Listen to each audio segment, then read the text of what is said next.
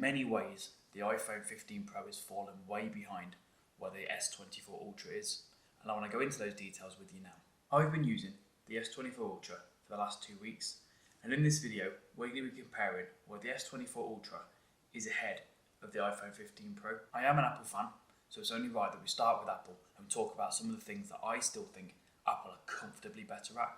The first thing being the operating system. iOS is just fantastic as an operating system and is still well ahead of Android. You've got its simplicity, which Android users will say is its downfall. But for me, it's simple, it's user-friendly, it's seamless and cohesive, and you're not having third-party apps forced down your throat like you do when you get an Android out of the box. You get Microsoft, you get Google, all forced upon you.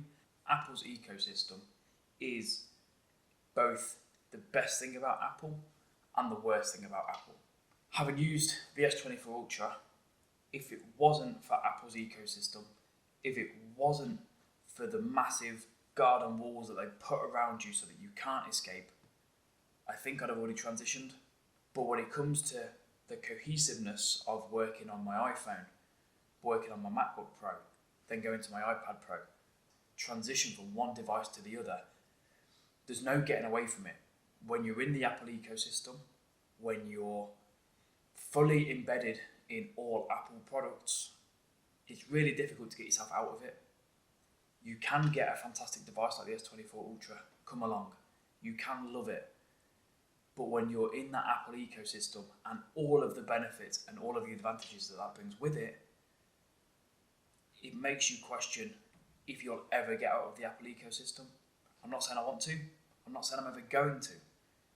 But it's one of those things that wall is put up around you, and whilst it does make your work so fantastically easy to just transition from one device to the other, it is one of those limiting factors that stops you from ever being able to leave the Apple ecosystem.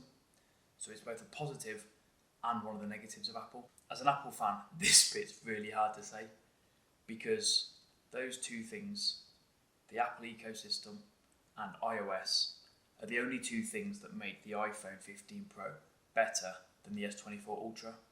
So let's dive into why I think that make that a better phone than the iPhone 15 Pro. Of all the topics in this video, this one's probably the most contentious, but the design of the S24 Ultra is better. When I picked the iPhone 15 Pro up back in September on its release date, I got it out of the box and I thought that thing looked beautiful. I genuinely opened it up and thought this is the best phone I've ever held in my hands. That was until I picked up this thing. And for me, this is genuinely the most beautiful phone I've ever held in my life. The round edges make it feel so comfortable to hold, even given its size. The flat bottoms and the flat tops, you can stand it up perfectly, but just give it that extra really premium feel. The squared off nature of the display make it, again, just feel different. And I think maybe that's what it is for me. It just feels different, but it feels and looks amazing. You've got the S Pen slot. This is a gimmick, by the way. You've got such a simple design with just a few speaker slots, the USB-C at the bottom, the buttons at the side, but the design genuinely all around, when you compare it to the iPhone 15 Pro, it's subjective, I know that, but the iPhone 15 Pro looks a little dated. It looks like it has for years. Whereas I know this literally is the same phone and the same design as last year, but that titanium feel, the brushed edges, the flat display, all make it feel extra premium and extra luxurious. And I genuinely think that is the best looking phone I've ever held, ever. The camera on the S24 Ultra is better than the iPhone 15 Pro. It just is. I don't think there's any arguing in that. You've got more flexibility, you've got more different lenses, you've got 100 times space zoom, 200 megapixel sensor, but the performance and the quality of the pictures that comes out of it is just better. Look at these photos yourself. They just are better. Low light, better. Out in the sun, better. Distance photos, better. Video quality, better. I'll put some footage on the screen for you now to see. In every single situation, Samsung's S24 Ultra comes out on top. I'm recording these simultaneously on the S24 Ultra and the iPhone. So, just initial impressions, the iPhone is very, very washed out. The S24 looks much more accurate and much more true to what my skin tone is and everything. You can see iPhone's got all of that sky which is completely overexposed, whereas S24 Ultra is just handling that brilliantly.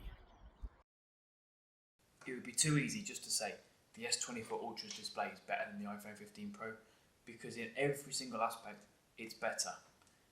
It's larger, it's brighter, it has a higher resolution, it has a higher pixel per inch, it has the fingerprint sensor built into the display, which, as an iPhone user coming from iPhone, having that ability to just really easily unlock your phone with just a fingerprint, it's like going back in time to the days of the iPhone 5S, when fingerprint on the iPhone just kind of changed how we interact with our phone immeasurably. The fact that we've moved to Face ID, which is really good, don't get me wrong, I'm not saying it's not good, but the fact you get Face ID and fingerprint touch recognition on the S24 Ultra, like they've had for years, makes using the phone so much easier. You can't always, or don't always want to, have your phone right in front of your face just to unlock it.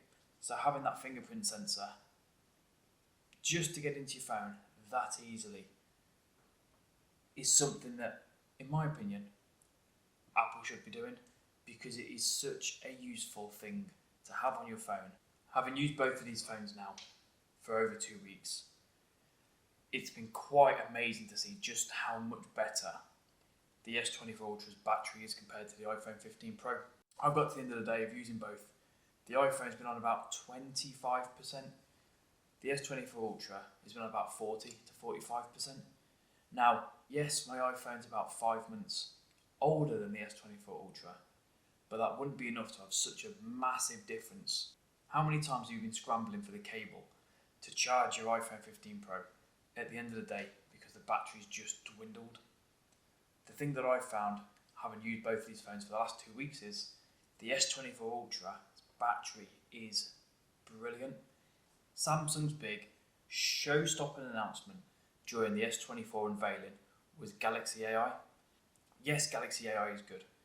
Yes, it's helpful at times, but the only thing you're really ever going to use on a fairly daily basis is Circle to Search, looking through your old photos, trying to see what you were wearing, what brand it was, what bag someone's wearing, what shoes someone's wearing, what building it is in the background. But it's not something that's going to be life-changing. It's not something that's going to be used on a daily basis. Yes, Apple need to incorporate it into iOS 18 or even 19. They need to action it quick, because if Samsung get 2 or 3 years ahead, they're going to fall so far behind that they might not ever catch up. So where does that leave us? Knowing that, in my opinion, Samsung have a better screen, a better battery, a better design, a better camera, better AI. Where does that leave us? Because I'm an Apple fan, and I genuinely want to sit here and say that the iPhone is the best phone on the market, but I can't confidently say that now. The S24 is a phenomenal phone. I can't switch because I'm locked so hard into that Apple ecosystem, and I love being in the Apple ecosystem. I love picking up my iPhone and copying something straight onto my MacBook Pro. That simplicity and that interconnectivity and that simple ease of use is what Apple is so fantastic at.